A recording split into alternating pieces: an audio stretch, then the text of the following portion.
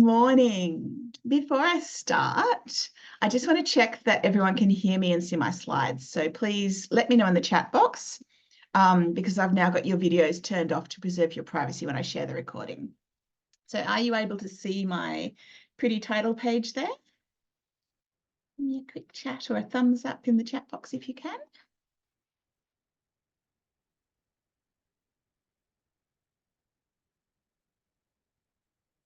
Okay, awesome. Okay, we're all set, so let's begin. Welcome to my webinar on joyful resilience. I am so pleased you've chosen to join me, whether you're here live or watching the recording.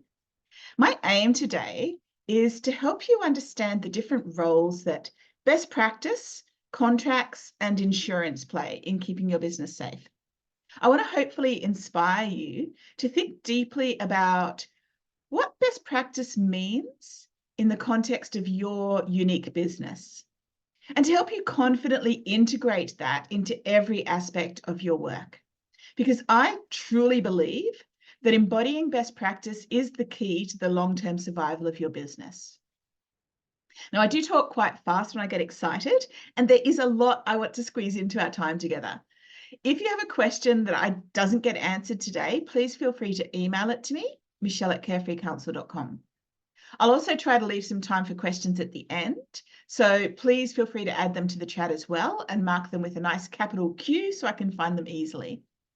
If it's something I can't answer fully today, I'll do so over the next few weeks in my newsletter or on my Facebook page. Okay, before we begin today, I would like to honour the traditional and continuing custodians of the beautiful Dunghutti lands here at Southwest Rocks, where I am blessed to live and work. If you don't know where that is, put a pin on the coastline halfway between Sydney and Brisbane, and you'll find our pretty little seaside town. With deepest gratitude, I witness the Indigenous inhabitants' love for this land and their nurturing of its abundance. I express my sorrowful recognition of the historic and ongoing injustices suffered by them and by Indigenous peoples around the world. I'll begin with a very quick introduction, just in case we haven't spent time together before. My name's Michelle Whitehead. I'm a lawyer, mediator, and mentor with my own one-woman online law firm, supporting businesses that don't fit into boxes: the rebels, the change makers, the dreamers, the visionaries, the healers. The vast majority of my clients are service providers who care deeply for those they work with and don't want to tie them up with red tape and legal documents, but who understand the value of strong protective boundaries to keep everybody safe. I have 3 kids who have always been homeschooled because I'm a huge fan of DIY, and I never wanted to outsource the fun of helping them to learn and grow. As a kid, I wanted to be a writer. I have first-class honours in English because that allowed me to immerse myself deeply in poetry and fiction and spend all my time with my head in a book. And I have first-class honours in law because the adults in my life convinced me I needed a real job to survive. And at its most basic, law is all about storytelling. As a mum with 2 young kids, I went to work at a small country law firm where the other lawyers did mainly family and criminal law, and I got lumped with everything else. That meant all of the business law, contracts, curly questions requiring a lot of research, and anything with boxes and boxes of paperwork to deal with. I stayed there for quite a few years, getting increasingly disillusioned with the adversarial legal system. Even when my clients won, they lost in time, stress, money, and relationships. Just coming into contact with the court system, they suffered, their businesses suffered, their family suffered, I suffered. So while I was pregnant with my daughter, I went back to uni and got a master's in law with honours, majoring in alternative dispute resolution. I was going to quit the law and become a mediator, a channel of peace, helping people be nicer to each other and make good decisions to resolve their problems. But realizing I had no idea how to market a mediation business and I had no clients, I stumbled into the online world of feminine entrepreneurship. There, I met incredible women like you who were doing world-changing work, but who didn't have boundaries, didn't trust their foundations, and were struggling with fear and self-sabotage. So I forgave myself for being a lawyer and began using my knowledge, skills, and experience to bridge that gap between traditional legal constructs and a new paradigm of business based on care, connection, and compassion. At heart, I am still the romantic who wants the happy ever after, not the mess that's left behind when a relationship breaks down. That's why, even though I am a real lawyer, I don't go to court, I don't write threatening letters, and I try my best not to get involved in conflict unless you are trying to make amends and seek win-win solutions. I do draft a lot of contracts and give advice about intellectual property, conflict resolution, and risk management for a global audience. I also talk about castles, dragons, unicorns, and make imaginative art using AI. Because if it's not fun and pretty, why bother doing it?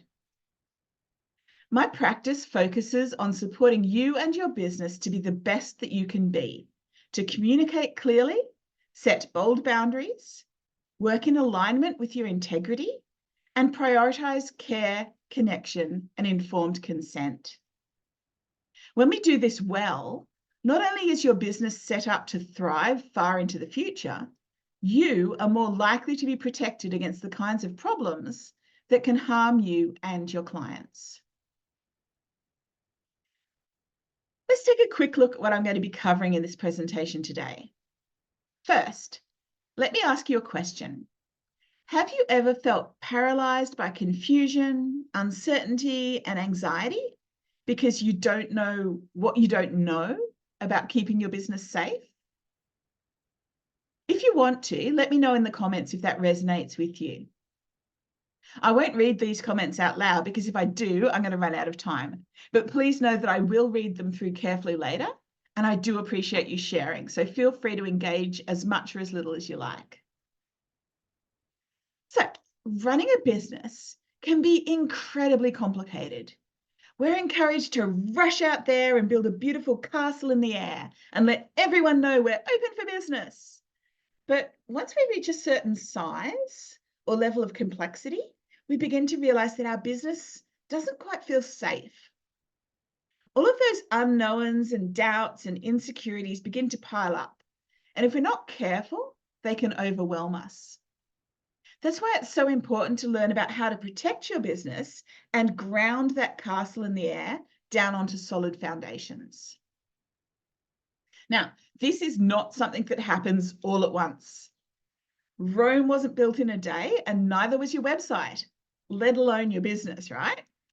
So just as you put attention, intention, and effort into your marketing and delivering the services you offer, you also need to put care and thought into good governance and building block by block the foundation stones that protect you and the wonderful people you work with.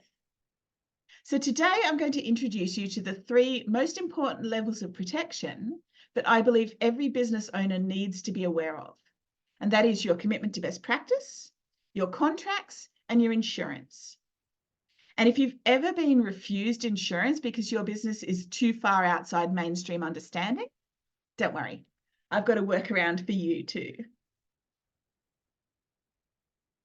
So your first level of protection is always going to be your commitment to best practice. But what does that mean? I'd love it if you could give me your definition of best practice in the comments. Does it make sense to you? Do you have an understanding of it? If you're in a regulated industry like lawyer or doctor or nurse or midwife, you get handed a set of external regulations from your association or governing body that you have to comply with. But what if you're in an unregulated industry?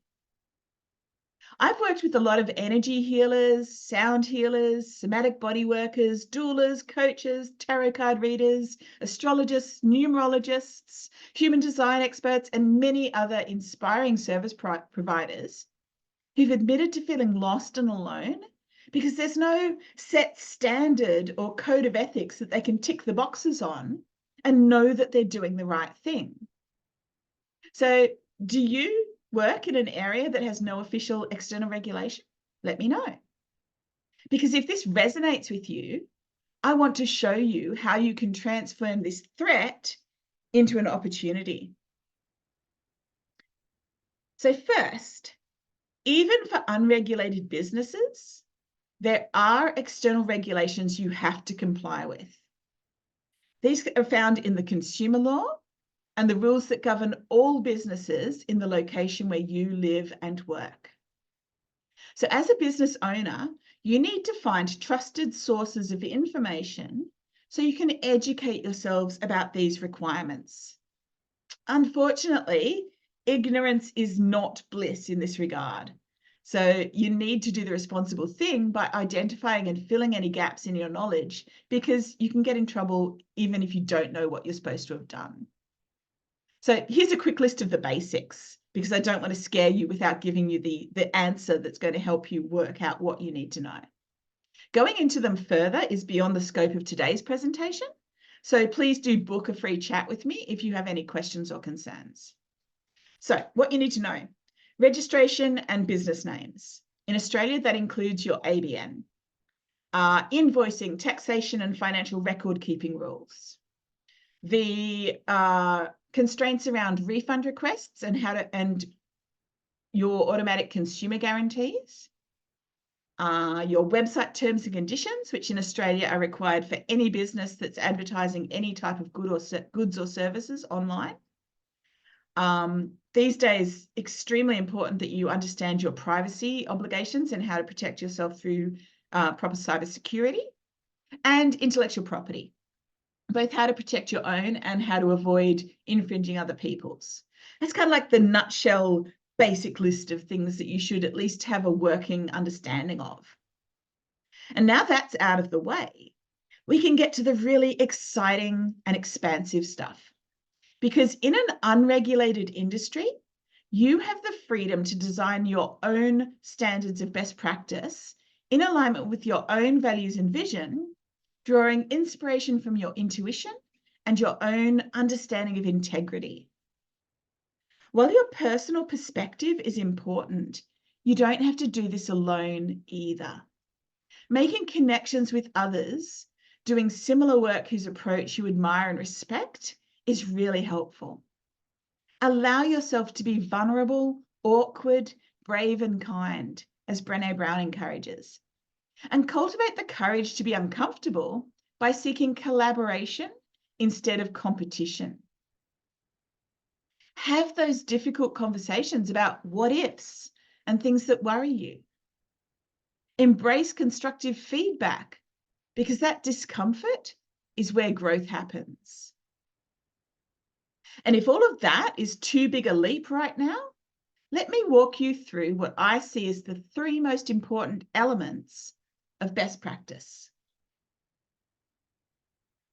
First, you need to work within the scope of your competence, because stepping outside this zone is where professional negligence, misrepresentation, and misconduct happens. Your competence is the sum total of your education, your experience, and what lights you up. It's the culmination of your professional development. Competence is the amalgamation of your capabilities, your research, and the proficiency you bring to your work. It's about how you apply your accumulated knowledge, the skills you've honed over the years, and the passion you exude when you're doing what you do best. It also encompasses your commitment to ethics and integrity in everything you do. Now, I don't want you to only think about your formal skills and qualifications here, though. Think also about what you're good at and the work you really enjoy. I'm going to happily use myself as an example. So I am qualified to advise people in conflict situations and take their matters to court. I don't enjoy it. And to be honest, I'm not all that good at it. See, I'm a bit naive in believing that people are inherently nice and that conflict is best resolved by helping people understand and appreciate each other's perspective. I'm all about finding the gentle, nurturing, win-win solution. So as a result, I tend to be railroaded and blindsided by the kinds of lawyers who are determined to win at any cost. The people who refuse to be reasonable in a disagreement, and those who say one thing and then do another. It's pretty painful.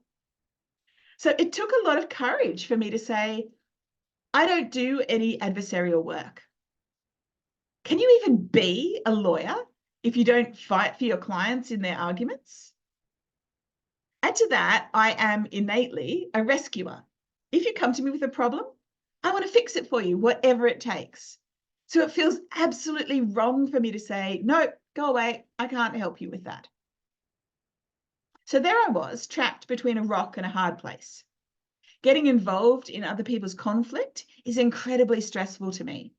I constantly worry about making mistakes and letting you down, which means I'm both spend extra time on the problem and undercharge because I don't trust my competence.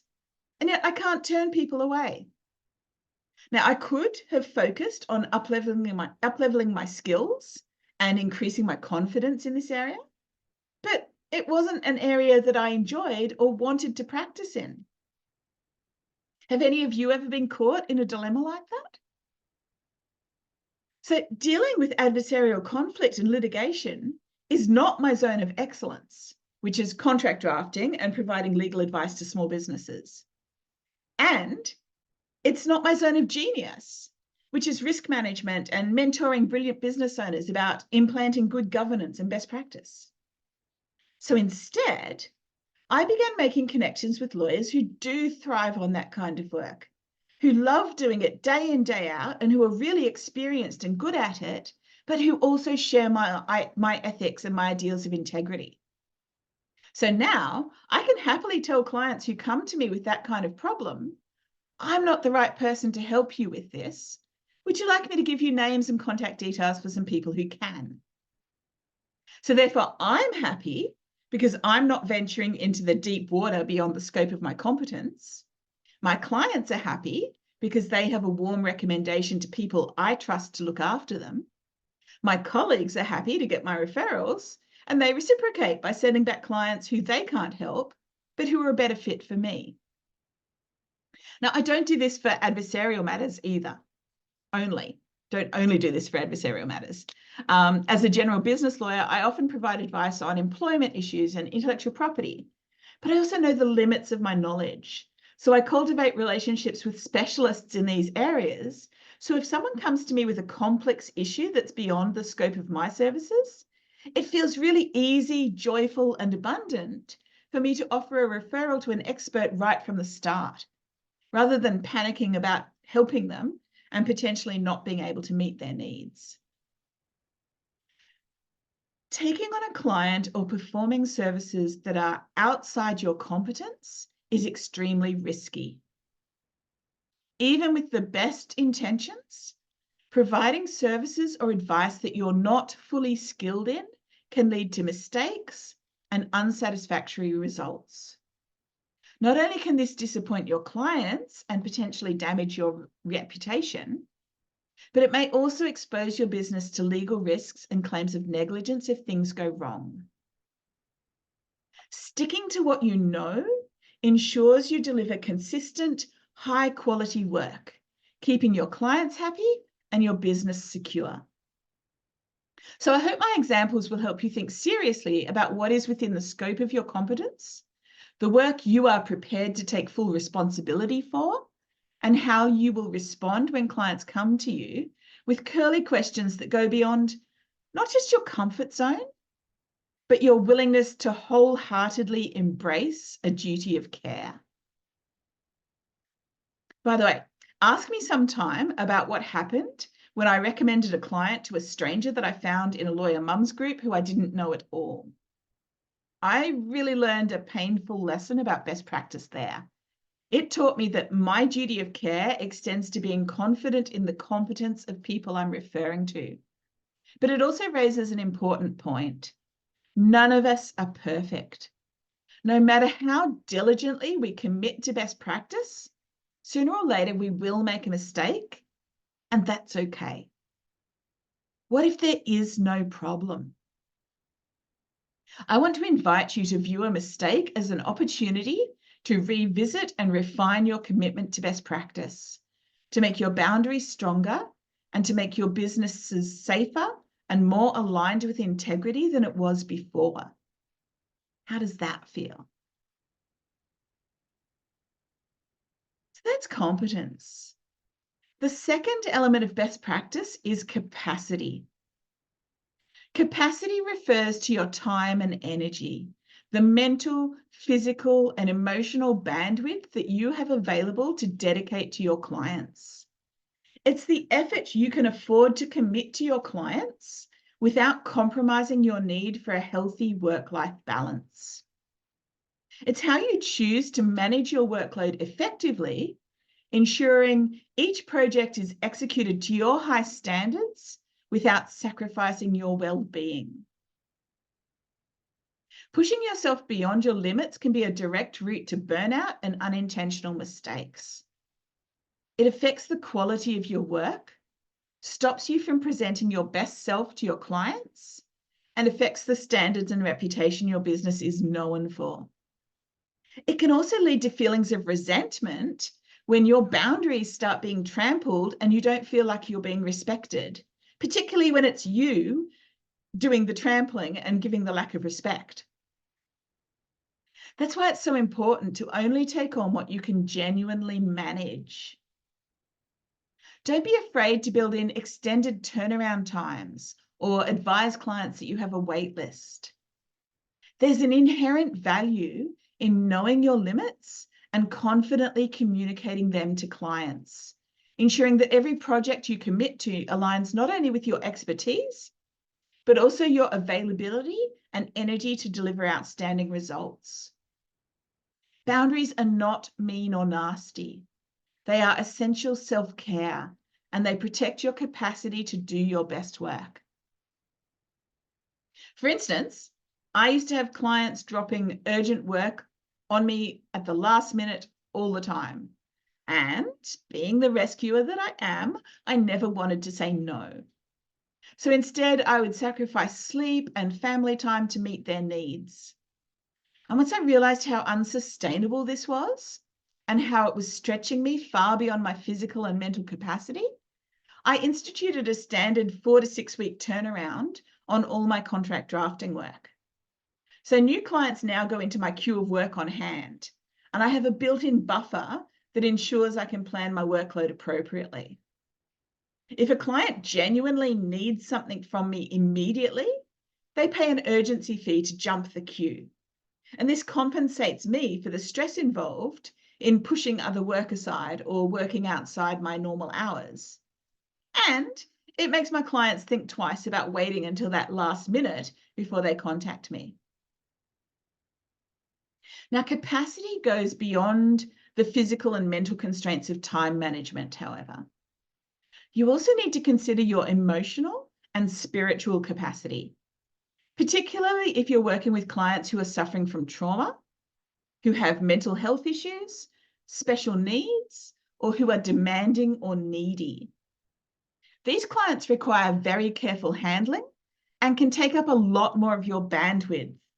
So it's important to factor that in and to have good emotional clearing and spiritual hygiene practices that can help you separate your energy from theirs. I'm still carrying the remnants of vicarious trauma from drafting family law affidavits for victims of domestic abuse as a newbie lawyer decades ago, when I didn't know the first thing about clearing my own stuff, so I didn't take on my client's stuff and create a whole big pile of new stuff to deal with. Stuff being a technical term in this context that I hope you're all familiar with. And lastly, I want you to think about financial capacity, because when finances are tight, we're more likely to take on rush jobs, stretch beyond our competence, cut corners, and increase our risk of making a mistake simply because we need the money. Doesn't mean we can't do that, but we need to be extra aware that this is what we're doing, that we are accepting additional risk because of the situation. And so we do it, we extend that capacity with our eyes open. So can you think of any other types of capacity we need to be aware of? Let me know in the chat. And I'd also be really interested to know what your greatest challenge is when it comes to managing capacity.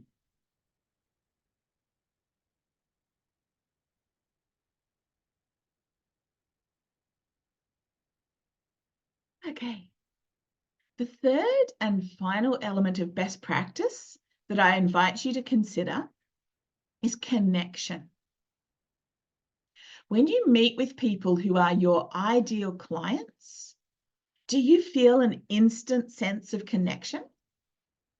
I love that feeling. When that sense of connection is there, you're more likely to do excellent work because you care about making them happy.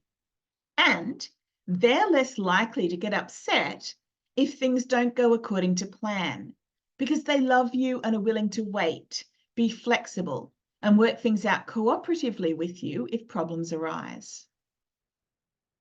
When I first started my online practice, my language and presentation was still attracting a lot of clients who were expecting to meet a traditional lawyer in a suit in a big city office. There was an instant disconnect. They didn't feel comfortable with me, and I didn't feel comfortable with them. And the work they wanted from me was often outside the scope of my competence, which in those days made me feel insecure and incompetent. Over the years, as my business has evolved, I've introduced more and more filters to help those people self-select out so they don't waste my time and I don't waste theirs. From my fairyland backdrop to the glorious AI images I create, to my rainbow branding, to the metaphors I use. Everything is chosen to resonate with who I am, which increases my confidence and attracts the high-vibing clients I love working with the most. So these days, I very rarely meet the ones who are not a good fit. They take one look at my branding and my copy, they shake their heads in bewilderment, and they go away, which is exactly what I want them to do. A client who is not a good fit is conflict waiting to happen. In many cases, your gut will tell you, trust that intuition. 90% of the time, when a client comes to me for a conflict with compassion consult to get clarity around how to peacefully resolve a dispute with a client, they'll say, I knew she was going to be trouble from the start. So don't ignore that warning. Even if you need the money, the stress won't be worth it. Set them free as soon as possible to find the person who can really meet their needs and open up that space for more of your ideal clients to come in. There's nothing better than seeing a new client come into my Zoom room, take one look at my backdrop, and instantly relax because they feel safe knowing they are exactly where they are meant to be. So I want that feeling for you too. And that sense of rightness applies to projects as well. I don't need to say too much more about this because we covered it under competence and capacity, but I do want to remind you that you have the right to say no. If a client or collaborator asks you for something you don't want to do, even if you can do it, it is your choice about whether to take it on. We often think about the cost of saying no, the FOMO and the missed opportunities and the loss of work. But trust me, your ideal clients will respect you more for standing in your integrity and saying no to the work you don't want to do. So instead of thinking of what that yes will cost you, think about the stress, time, willpower, guilt, and boredom involved in forcing yourself to do work that doesn't light you up. That costs a whole lot more. And to finish off this little discussion of best practice, I want you to remember that you are not a business. You are the boss of a business. So be a good boss to your most important worker, you. If your business doesn't respect you, then you are committing to a life of slavery rather than being of service. If you don't respect your business, it won't thrive, and your neglect has the potential to damage your reputation. So mutual respect between you and your business is required if you are both going to survive for the long term. Maintaining a healthy distance, bridged by connection between you and your business, helps ensure that it will continue to be safe, sane, and sustainable, no matter how much it evolves and grows. So, now we understand how to formulate our own ideal of best practice based on competence, capacity, and connection, which is going to be unique to you in your particular circumstances. Let's look at our second level of protection, our contracts. So what does a contract do for your business? A contract delivers clarity, certainty, consistency, and connection. Whenever a client tells me they're reluctant to give their clients or collaborators or team members a contract because they don't want to be all formal and seem mean and nasty, I remind them of Brené Brown's quote, "Clear is kind, unclear is unkind." Contracts deliver clarity because the process of writing a contract helps you understand more about the kind of relationship you want to have with your clients and communicate that to them clearly. I often get people saying they get more out of my contracts, the Care DIY packs, than they expected, because the process of sitting down and thinking carefully about what their clients need to know about how they work gave them so much more clarity about their business, how they wanted to operate, and what's important to them. Contracts promote certainty because a contract that is easy to read and understand helps your clients know what to expect and takes away their anxiety about working with you. This increases that sense of trust as they know they can rely on you to deliver what you've promised, and they know exactly what that entails. Contracts ensure consistency because automating your boundaries supports you in behaving ethically and treating everyone the same, instead of making things up reactively as you go. When you don't have to think about what you require to feel respected because you've already spelled it out in your contract, and when those boundaries are fully aligned with your values and vision, it's really easy to enforce them.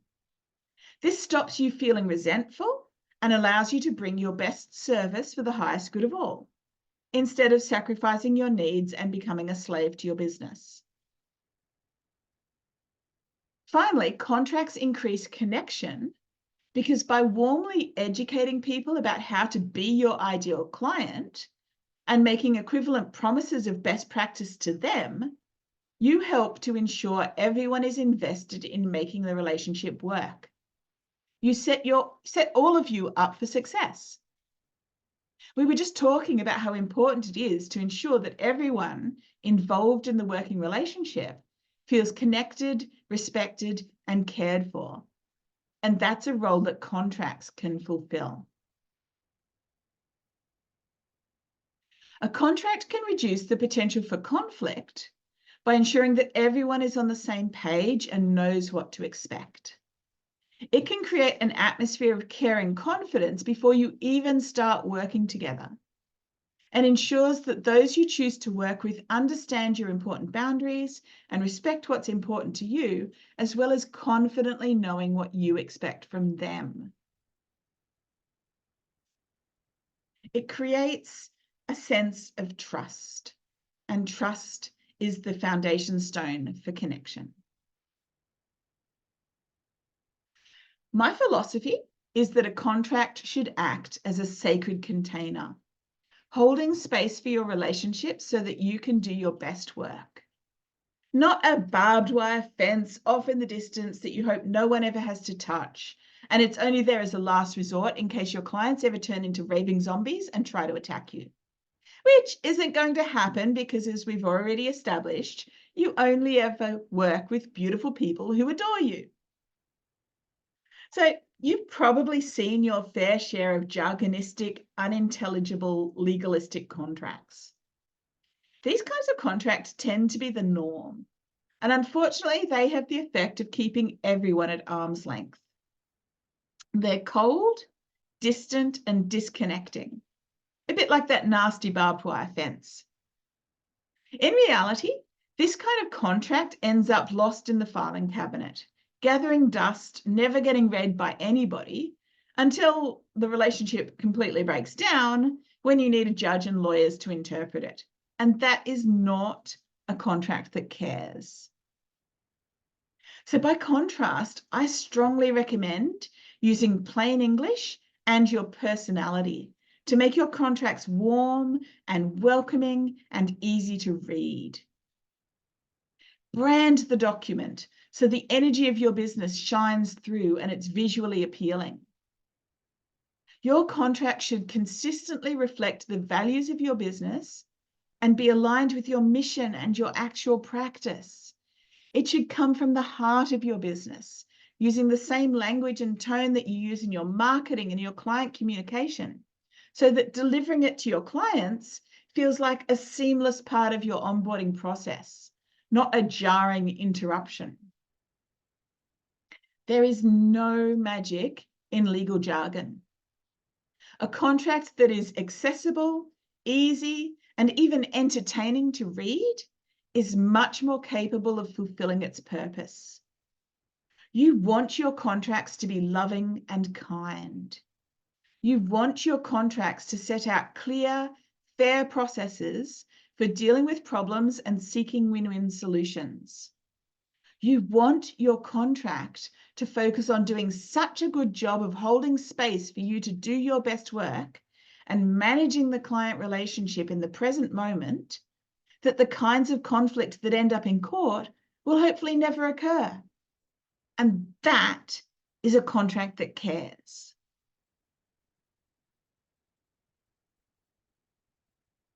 Now, as soon as you say, I've got this product or service for sale, and someone says, yes, I want it, here's my money, that's a contract. The problem is that the terms surrounding that contract are likely to be ambiguous and uncertain. Some of them exist in your head. Some of them exist in the customer's head. Some of them exist on your sales page. Some of them exist in conversations and correspondence. It's all a big muddle of potentially mismatched expectations with plenty of room for confusion. So how do you know when you need a more formal contract, and what level of contractual protection do you need? There are a wide range of written contract types, ranging all the way from unilateral terms of purchase that you accept by clicking the Buy Now button or making a payment, to a couple of paragraphs on the end of your intake form with a checkbox for consent, all the way up to a fully detailed client service agreement, which you get the client to sign, whether in person or through an electronic signature service provider. The appropriate level of contractual protection depends on 3 factors. Can you tell I like the number 3? I like to think of these as a sliding scale. The further you are towards the high end of the scale on one or more of these factors, the more important it is for you to have a really thorough, really clear, really detailed contract. So your first factor is the investment of time and money. The more time or money a client is investing in you, the more important it is to manage their expectations so they know what is and what is not included in the relationship, and they know how the relationship is likely to unfold.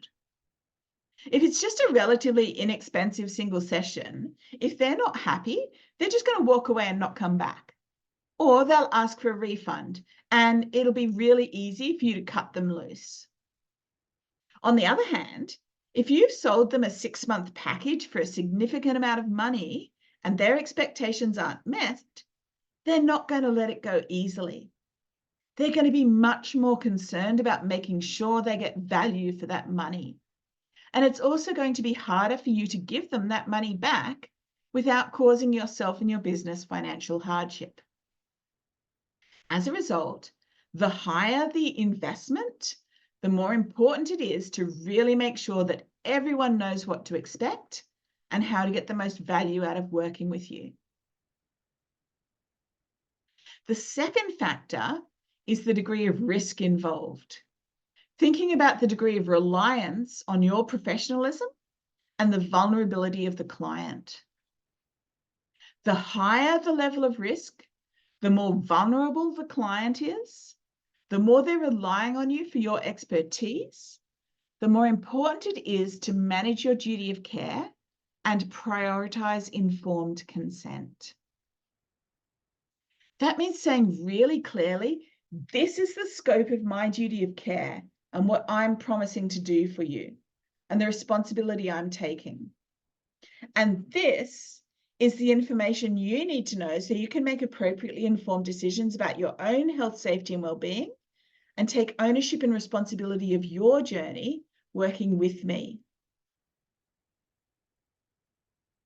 And the final factor in deciding what kind of contract you need and whether you need a full detailed contract is how comfortable you are. So I've worked with business owners who've been flying naked for decades with no legals, and they've never had a problem. And I've worked with newbies who aren't prepared to bring their first client in the door until they're wearing a full suit of armor. There's nothing wrong with being at either end of that scale. The problem is, the more exposed and vulnerable you feel as a business owner, the more you're going to subconsciously sabotage yourself. You won't follow up on leads, you won't promote your business to its full potential, you won't invoice consistently and chase up on payments, you won't market your new offers or your services effectively. And probably at the same time, you'll be beating yourself up for procrastinating. But it's not you being lazy or not being capable of running a business. It's because your subconscious is screaming at you, it's not safe, we have to stay small, so you're effectively upper limiting yourself. Now, this can also change over time. The reason I get to meet those business owners who've been out there flying naked is because something's changed in their business or it's grown to the point where they no longer feel safe and they become aware of their own vulnerability and the need for an additional layer of protection. Putting a contract in place can give you that sense of confidence in your own safety that allows you to promote your business to its full potential and really step up as the business owner you are destined to be. I'm running a bit late, but I'll keep going. To finish up this second level of protection, we're going to look at the basics of what a good contract should cover. A good traditional contract begins with who you are and who you work with, setting out the legal identities of the parties, whether that's you as a sole trader, a trust, or a company. And I also think a contract that cares should set out your intentions for offering the services. This adds an energetic element, calling in your ideal clients and beginning to establish trust, as well as keeping you aligned with your reason for being in business and the values and vision that you have for making that business a success, knowing that doing so benefits the highest good of all. Suitability is another important concern. Not only to let the people you'd love to work with know that they're in the right place and that this is the right service for them, but also to filter out the people you don't want to work with. And this includes mindset as well as practicalities. Common attitude issues that often need to be addressed in relation to suitability includes clients who expect you to wave a magic wand. who are looking for a quick fix or who expect to see results without following instructions or doing the work. A contract should also specify what you do and how you do it. It needs to put clear limitations around the scope of your services and what is and is not included. It needs to set out all of those important policies that protect you and your clients and make your business run smoothly. So think about appointments, payment terms, client confidentiality, privacy considerations, your disclaimers reminding people to use their common sense, conduct research, and make appropriately informed decisions about what's right for them.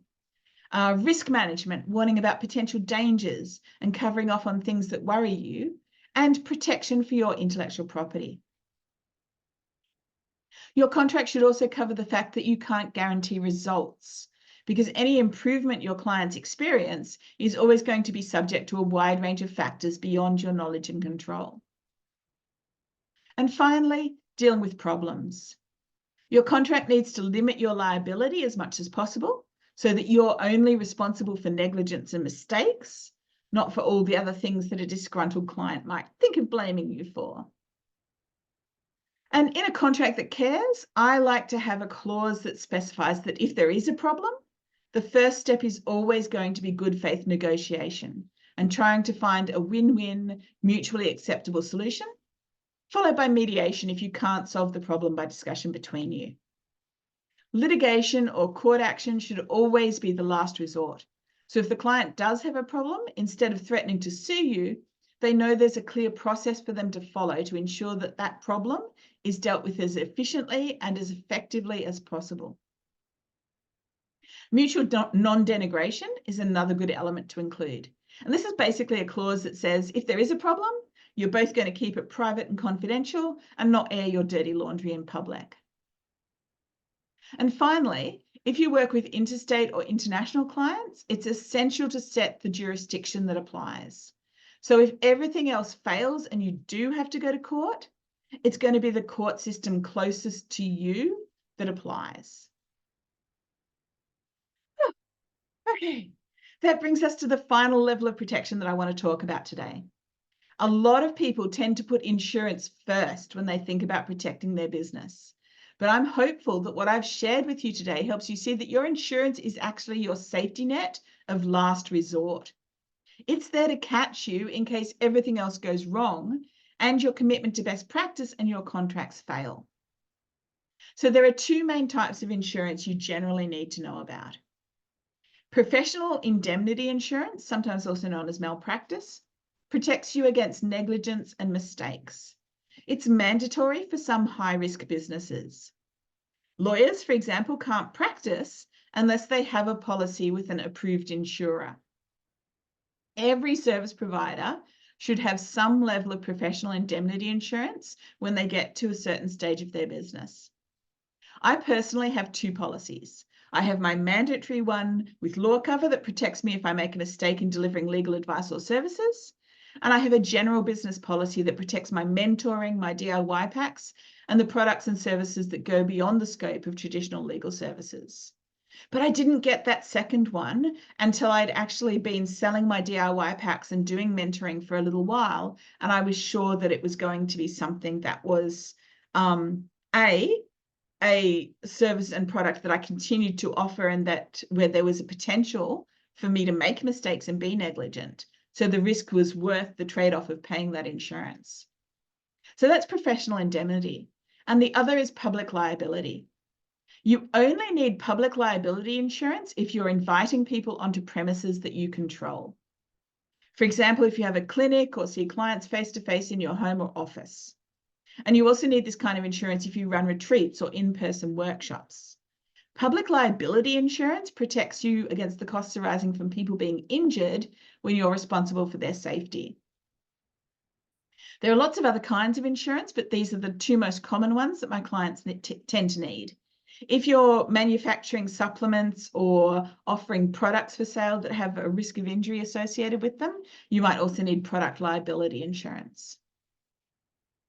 Now, finally, I work with a lot of non-traditional alternative service providers who've had difficulty sourcing insurance because their business doesn't fit into a recognizable box or is considered too risky. It's common for Australian insurers not to insure against services provided to the US or Canada, for example. Having a solid contract can help you get over the line with some insurers, especially if it specifies that any legal action must be brought in Australia under Australian laws. A lot of insurers have gone with the loophole saying that you are covered to work with anybody in the world because you're providing the services from Australia, because that's where you as the service provider are based, but you're not covered against claims brought against you in the US. And so having a statement in your contract, a jurisdiction clarified in your contract saying that any claims, if the dispute resolution processes fail, any claims must be brought under Australian law in Australian courts, is the loophole that allows you to know that you are covered.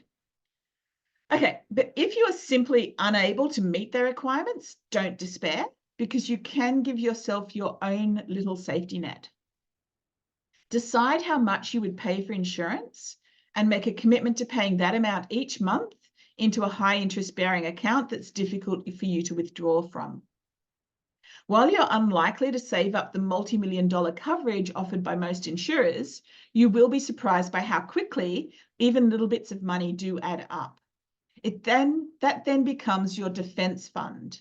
So you can compensate an unhappy client or pay legal fees if that becomes necessary. And if you never need to use it, it can be a nice bonus for your eventual retirement, especially for those who are not making regular superannuation contributions for ourselves. Just having that insurance buffer there can increase your confidence in the safety of your business as it expands. So that brings us to the end of today's presentation. Right on time, squeaking in. I hope it was really helpful and it's given you a better perspective on keeping your business safe and inspired you to make personal and professional commitment to best practice. It doesn't cost you anything, and it truly is your most important level of protection. If anything I've said today has raised any questions or concerns, you're very welcome to book a free 30-minute chat. You can find the booking link on my website and my business Facebook page. If you go to my website, www.carefreecounsel.com, you'll also be able to find out more about my Contracts That Care DIY packs, my best practice mentorship, the Serenity Connective, otherwise known as Joyful Adulting for Brilliant Business Owners, and Castle Quest, which is risk management made magical, taking you on the epic journey from damsel in distress to dragon tamer. It's all the best tools of traditional corporate risk management, reimagined from a place of curiosity and love rather than fear and avoidance of liability. And it's designed to help you unpack all of those uncertainties, complexities, worries, and overwhelming baggage that you push down because you don't have time to deal with today. So you promise you'll get to it tomorrow, but tomorrow never comes. Well, in Castle Quest, it's tomorrow, and we give you accountability and structure and support to deal with those worries and anxieties and get them out of your head forever. So, has anyone got any questions for me? I'm going to stop the recording here and we will go from there. Thank you for joining me. It's been delightful and I hope you got a lot of use and good information out of that. So, bye.